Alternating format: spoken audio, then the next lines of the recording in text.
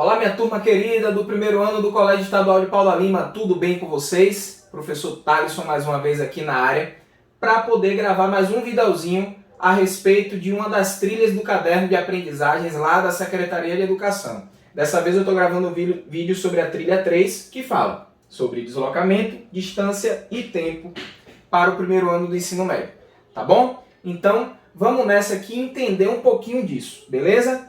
Galera, para que a gente possa entender, a gente vai começar aqui falando de um exemplo bem simples para que a gente consiga compreender qual é a diferença de deslocamento e de distância. No caso aqui a gente vai falar do deslocamento escalar. Presta atenção, ó. Imagina que meu bonequinho aqui, ó, no instante 0 segundo, ele partiu da posição 10 metros. Essa foi a sua posição de partida. E aí ele foi caminhando ao longo de uma estrada retilínea, passou por uma posição intermediária chamada 100 metros. Quando chegou nessa posição intermediária 100 metros, ele voltou e finalmente chegou ao seu destino na posição 70 metros. Quanto foi a distância que ele percorreu? Quanto foi o seu deslocamento escalar? Para que a gente possa calcular isso, a gente tem que saber diferenciar distância percorrida de deslocamento escalar. E essa diferenciação, gente, é muito simples mesmo. Presta atenção, ó. A distância percorrida vai ser igual ao módulo do deslocamento na ida mais o módulo do deslocamento na volta. Professor, como assim módulo? O que é que eu quero dizer com essa palavra módulo? Quando eu estou pegando o módulo de um número, eu estou pegando o número sem o seu sinal. Se a gente for parar para analisar aqui, ó, o deslocamento na ida vai ser a posição final dele, que é 100 metros, menos a posição inicial, que é 10 metros. Galera, 100 menos 10, isso dá quanto? Isso dá 90. Então, o deslocamento na ida foi de mais 90 metros. Agora, e na volta? Na volta vai ser o seguinte, a posição final é 70, menos a posição inicial, que é 100. 70 menos 100, isso dá menos 30. Então eu tenho como deslocamento na ida mais 90 metros e como deslocamento na volta menos 30 metros. Beleza? Tranquilo. Só que quanto vai ser essa distância percorrida? Aí eu vou pegar o módulo. O deslocamento na ida não é mais 90 metros, então vai ficar somente 90 metros. O deslocamento na volta não é menos 30 metros, então vai ficar somente 30 metros. Aí agora é só somar, ó, o módulo de mais 90 com o módulo de menos 30. E isso vai dar 120. Então a distância que ele percorreu foi de 120 metros. Tá bom? Quando a gente está analisando a distância percorrida por um móvel numa trajetória, a gente tem que analisar todas as idas e vindas desse móvel ao longo desse percurso que ele está desenvolvendo. Todas as idas e vindas vão contar nesse percurso. Você vai ter que somar sempre o módulo do deslocamento da ida com o módulo do deslocamento da volta. Beleza? Tranquilo?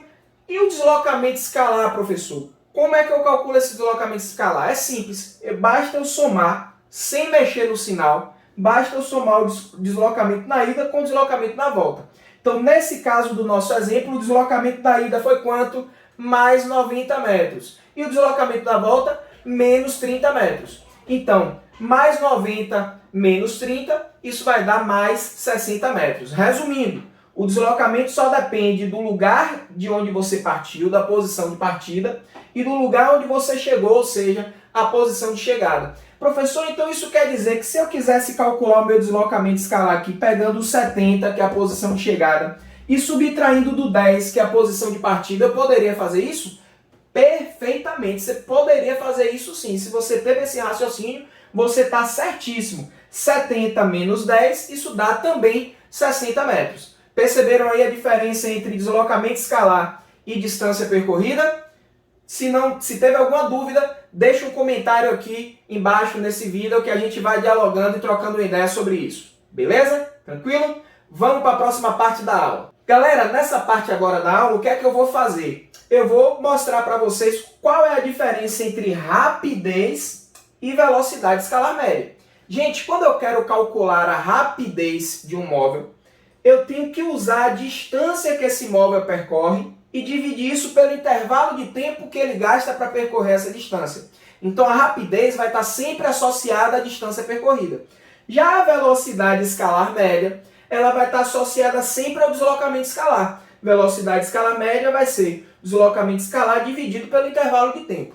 Olha como isso é simples. No exemplo que a gente trouxe, eu vou calcular aqui quanto que foi a rapidez desse móvel. A gente viu que a distância que ele percorreu foi de 120 metros. E ele percorreu 120 metros em quanto tempo? Ó, ele percorreu 120 metros em 12 segundos, porque quando ele saiu o cronômetro estava zerado e quando ele chegou no seu destino, o cronômetro marcava 12 segundos. Então 120 sobre 12. Quanto é que dá essa divisão aí, essa razão? 120 dividido por 12, isso vai dar 10 metros por segundo. E a velocidade média? Como é que fica a velocidade média? A velocidade média vai ser o deslocamento escalar, que foi 60, que a gente já calculou, dividido pelo intervalo de tempo, que também é de 12 segundos. 60 dividido por 12, isso vai dar 5 metros por segundo. Então essa vai ser basicamente a diferença entre velocidade escalar média e rapidez, beleza?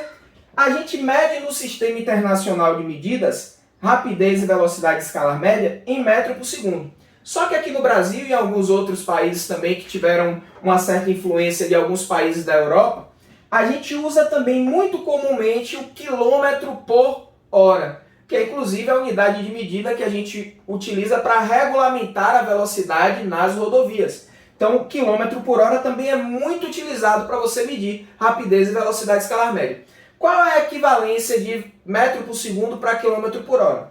1 metro por segundo equivale a 3,6 km por hora. Então, se você quiser converter de metro por segundo para quilômetro por hora ou de quilômetro por hora para metro por segundo, basta usar essa equivalência. Sendo que de metro por segundo para quilômetro por hora, você vai multiplicar por 3,6.